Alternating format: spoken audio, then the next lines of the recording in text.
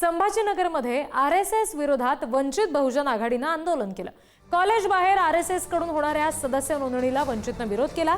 नोंदणीला विरोध केल्यामुळे वंचितच्या कार्यकर्त्यांवर गुन्हा दाखल करण्यात आलाय। वंचितच्या कार्यकर्त्यांवरच गुन्हे दाखल केल्याच्या निषेधात आंदोलन करण्यात आलं। जालन्यातून वंचितचे पदाधिकारी छत्रपती संभाजीनगरमध्ये निघणाऱ्या मोर्चात सहभागी होण्यासाठी रवाना झाले। आणखी तपशील घेऊयात प्रतिनिधी सचिन जिरे यांच्याकडून। सचिन, आता या ठिकाणी जे आंदोलन होणार आहे त्याच्यासाठी सुद्धा अनेक कार्यकर्ते रवाना होत आहेत। काय नेमकं सध्या तिथलं वातावरण आहे? आंदोलकांचं काय नेमकं म्हणणं आहे?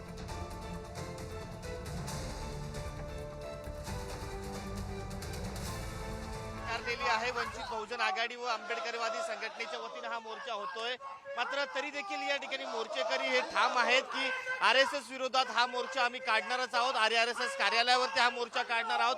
त्यासाठी हा क्रांती चौक आहे, या क्रांती चौकापासून या मोर्चाला सुरुवात होणार होती। हे सर्व मोर्चेकरी आता या ठिकाणी रस्त्यावर बसलेले आहे आणि या ठिकाणी इथून मोर्चा सुरू होणार आहे। काही वेळातच या मोर्चाला सुरू होईल अशा पद्धतीची माहिती पदाधिकाऱ्यांनी दिलेली आहे। त्यांच्या काय नेमक्या मागण्या आहे आपण त्यांच्याकडून जाणून घेऊयात। आज काय त्यांची भूमिका आहे? पोलिसांनी तुमचं नाकारलेलं आहे, तुमची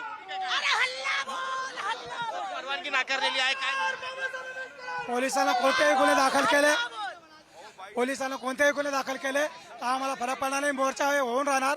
बाळासाहेबांचा आदेश आहे, मोर्चा हा पुरा ताकदीने होणार। स्वरूप काय असणार? मोर्चाचं स्वरूप आमच्या ठरल्याप्रमाणे हा मोर्चाचं स्वरूप राहणार आहे।